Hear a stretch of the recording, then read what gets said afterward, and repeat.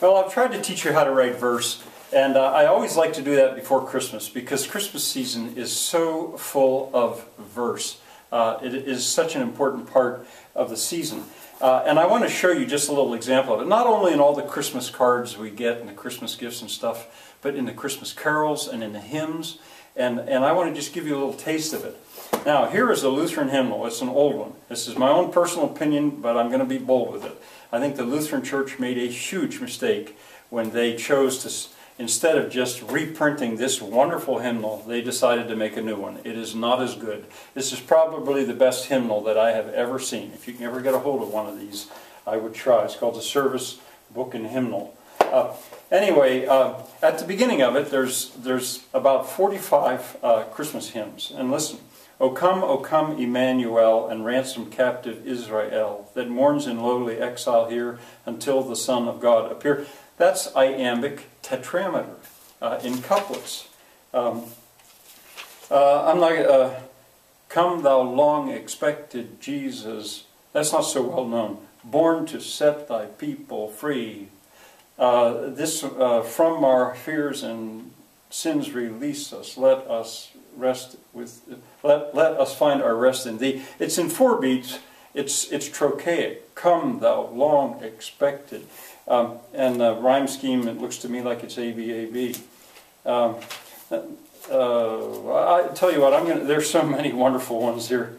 But I'm going to prepare the way, O Zion, ye awful deeps rise high. Prepare the way, O Zion.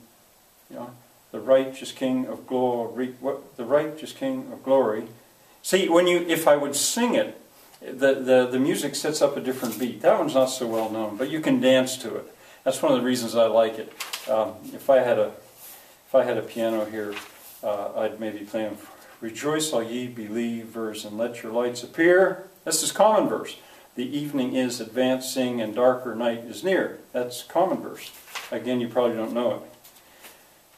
Joy to the world, the Lord is come. I'm not so sure what to do with that for the beat. Now here's one I don't like. It's a lot of people's their favorite. I don't like it. Silent night, holy night, all is calm, all is bright. I think one of the reasons I don't like that is its dimeter. Silent night, holy night, all is calm. Sorry if I've offended some of you, but I really do not like that one.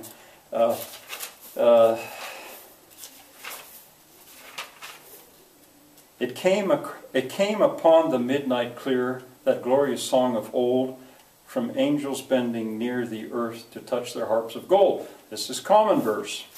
While shepherds watched their flocks by night, all seated on the ground, the angel of the Lord came down, and glory shone around. Common verse.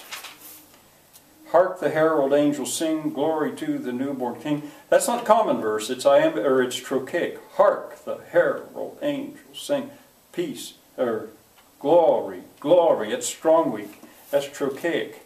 This may be almost sacrilegious to hear some of these favorite songs being analyzed like this. O little town of Bethlehem, how still we see thee lie. Above thy deep and dreamless sleep, the silent stars go by. Common verse. Angels we have heard on high, singing sweetly through the night, and the mountains in reply, echoing their brave delight. This one is trochaic tetrameter. The rhyme scheme was A-B-A-B. Angels from the realms of glory wing your flights o'er all the earth. That's tetrameter. When Christmas morn is dawning, in faith I would repair. Unto the lowly manger, my Savior lieth there. This is trimeter. Unto the lonely manger, my Savior lieth there. And I use that right at the end of the eve of Christmas. Good Christian men rejoice with heart and soul and voice. Give ye heed to what we say. Jesus Christ is born today. Now that's strange, and it goes 3, 3, 4, 4. Ox and ass before him bow, and he is in the manger. Good Christian men rejoice, rest, with heart and soul and voice, rest. That's probably what happened, it's probably 4. The first Noel the angels did say was to certain poor shepherds in fields as they look. This is anapaestic. The first Noel, the angels did say, was to certain poor shepherds in fields as they lay, in fields where they lay, keeping their sheep. It's da da da da da da. If you can hear that, that's in triple time. Some of them are not quite so obvious. And then, what child, where is it? What child is this who laid to rest on Mary's lap is sleeping? There's a feminine ending. Whom angels greet with anthems sweet, while shepherds watch are keeping. That's common verse. Then there's a whole bunch of them that aren't in the hymnal because they're not so sacred as more secular. Later on, I'll probably tell you about the fact that the Puritans, I'll tell you this now, but I'll tell you again later on. The Puritans in England, this would be about 500 years ago, outlawed Christmas. Outlawed Christmas celebrations because they were too rowdy, and they were rowdy.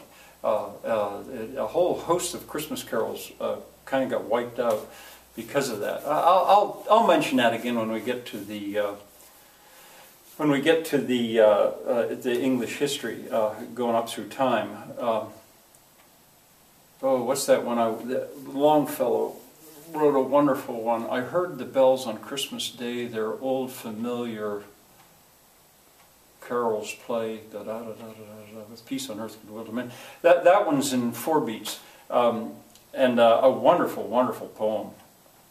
God is not dead, nor doth he sleep. It's good. Well, enjoy Christmas.